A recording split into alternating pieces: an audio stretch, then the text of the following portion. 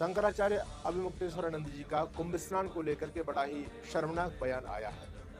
उन्होंने कहा कि जो ऐसे लोग हैं जो गंगा स्नान से पापों की मुक्ति नहीं मानते, जैसे कि आर्य समाज के लोग, उन लोगों को कुंभ में नहीं जाना चाहिए। मैं आदरणीय शंकराचार्य जी से दो प्रश्न करना चाहता हूँ और मैं आपसे पूछना चाहता हूँ कि अगर गाय का कलेजा खाने वाला कोई विधर्मी कुंभ में जाकर के गंगा स्नान करके आ जाए तो क्या वो पाप से मुक्त हो सकता है? दूसरी बात, शंकराचार्य मुझे बताएं कि पाप कहाँ रहते हैं। मैं मानता शंकराचार्य जी की बात को अगर पाप हमारे शरीर पर चिपके हुए होते।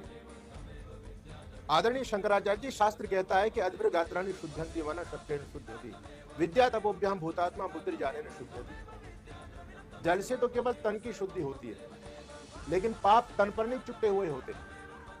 पाप रहते हैं मन के अंदर, और मन की शुद्धि जल से नहीं होती है। ये आपका शास्त्र कहता है, मनुस्मृति धर्मशास्त्र इस बात को कहता है।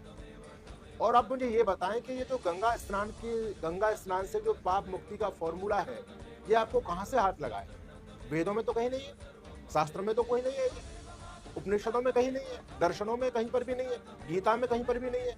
एक तरफ योगेश्वर भगवान कृष्ण कहते हैं कि आपने जैसा कर्म किया है, दुनिया में कोई ऐसा तंत्र मंत्र यंत्र नहीं है जिसको करने से आप अपने किए हुए पाप के फल से मुक्त हो जाएं। एक तरफ भगवान कृष्ण की मान्यता है, वेद भगवान कहते हैं पक्तारम पक्व पुनराविशाति, आपने जैसा किया वैसा ही आपको भोगना पड़ेगा, आप बच नहीं पाओगे।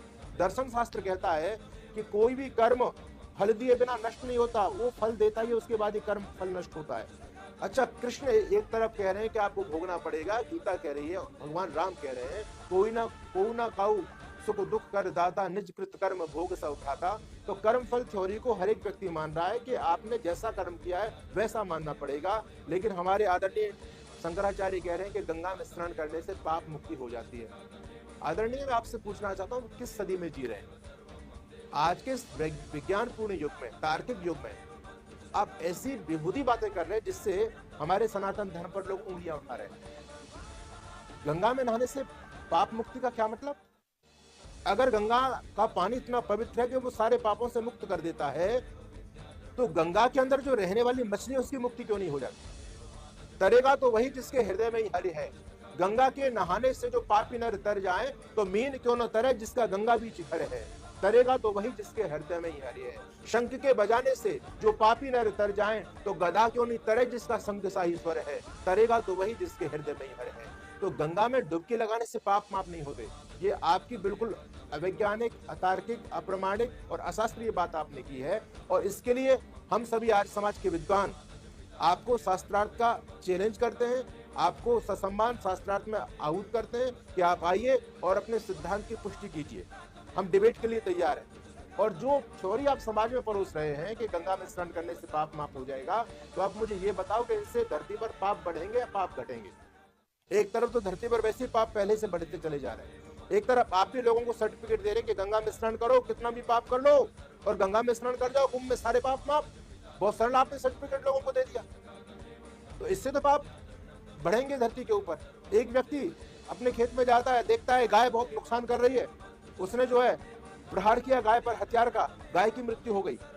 गाय की मृत्यु हुई तो उसको बड़ा पश्चाताप हुआ कि मेरे से पाप हो गया। लेकिन आप जैसे धर्मगुरुओं ने उनको पाप से मुक्ति का फॉर्मूला दिया हुआ था, कैसा ही पाप हो जाए गंगा में जाके स्नान करके आ जाओ। तो वो जब गंगा स्नान के लिए निकला तो उसकी पत्नी बोली कि श्रीमान जी, आप गंगा स्नान करने तो जा ही रहे, एक सांड और है जो हमारी फसल को नुकसान कर रहा है, चलते चलते उसको भी मार जाओ और दोनों को मार के गंगा स्नान कराओ, पाप तो आपको लगना ही नहीं है। तो ये जो आप फॉर्मूला समाज को दे रहे हो, ये फॉर्मूला समाज को तोड़ने वाला है, वैदिक सिद्धांत के बिल्कुल विपरीत है। आदरणीय शंकराचार्य, आप राजनीतिक बयान आज तक देते रहे हैं, लेकिन जब आप धार्मिक बयान दे रहे हैं तो आपको धर्मशास्त्रों को अच्छी तरह समझना पड़ेगा और तब आपको बोलना पड़ेगा। अगर आप ऐसे बयान देंगे तो इससे सनातन धर्म की हानि हो रही है। आप जिस मठ में बैठे हुए हैं, आप जिस सम्मानजनक पदवी पर बैठे हैं, मैं आपकी पदवी को प्रणाम करता हूँ, वो कोई सामान्य पदवी नहीं है। आदिगुरु शंकराचार्य तो अद्वैत भाव की बात करते थे, वो समाज को तोड़ने की बात नहीं करते थे, वो समाज को जोड़ने की बात किया करते थे। लेकिन आप समाज को तोड़ रहे हैं, और उस समाज, हर समाज जैसा पावन संगठन जो सनातन धर्म की रक्षा के लिए अहर्निश प्रयासरत है, जो अज्ञान अविद्या अंधकार आडंबर से समाज को दूर कर रहा है, जो देश की हर बुराई को लेकर के समाज में उस बुराई को दूर करने का प्रयास कर रहा है, देश की स्वतंत्रता में सर्वाधिक योगदान जिस संगठन का रहा है, आज भी सनातन धर्म की सच्ची टीस जिनके दिलों में उठती है, वो संस्था आर्य समाज है। उस आर्य समाज पर आप पाबंदी लगा रहे हैं। निश्चित रूप से कहीं आप किसी षड्यंत्र के शिकार तो नहीं हो गए। आपको चिंतन करना चाहिए और आप एक सम्मानजनक व्यक्ति हैं देश के, आप बहुत गौरवपूर्ण गद्दी पर बैठे हुए हैं, तो आपको ऐसे ओछे और ऐसे छोटे बयानों से बचना चाहिए।